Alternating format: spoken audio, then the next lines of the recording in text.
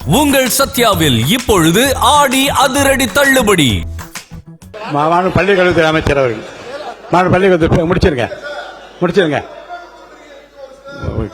மாண்புமிகு பேரவைத் தலைவர் அவர்களே, உண்மையிலேயே தமிழக சட்டமன்ற வரலாற்றை புரட்டி பார்க்கிற பொழுது நமக்கு கிடைத்திருக்கக்கூடிய பேரவைத் தலைவர் என்பவர் முதல் முறை ஆட்சியினுடைய தினசரி தகவல்களை நேரலையில் தருபவர் மட்டுமல்ல, முழுமையான நேரலை முதல் முறையாக வரலாற்றிலேயே உங்கள் மூலமாக தான் சென்று கொண்டிருக்கிறது.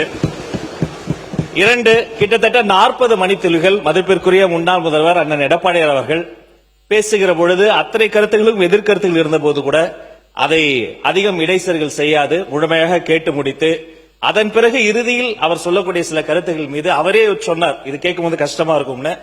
அந்த கருத்துக்களுக்கான எதிர்வினையாக இங்க பேசும்போது கூட ஒவ்வொரு கட்சிக்கும் ஒவ்வொரு உறுப்பினர்களுக்கும், ஆளுங்கட்சி மட்டும் பேசாது, எதிர்கட்சி சகல கட்சி உறுப்பினர்களுக்கும் நியாயமான, உண்மையிலே அவர்களுக்கு தேவையான நேரத்தை ஒதுக்குவதையும் முதல் முறையாக வரலாற்றிலே இப்படி ஒரு பேரவைத் தலைவர் கிடைத்திருப்பது எங்களுக்கெல்லாம் ஒரு மிகப்பெரிய பொக்கிஷம்.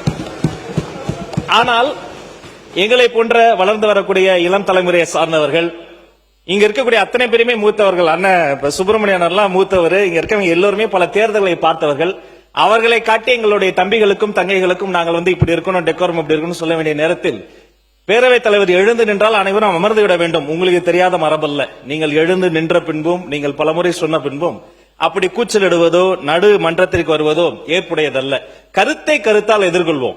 நீங்கள் சொல்லக்கூடிய விமர்சனத்தில் ஆக்கப்பூர்வமான விமர்சனங்கள் இருந்தால் அதை முதலில் செவிமடுத்து அதை செயல்படுத்து என சொல்லக்கூடிய தலைவர் தான் எங்களுடைய மாண்புமிகு முதல்வர்.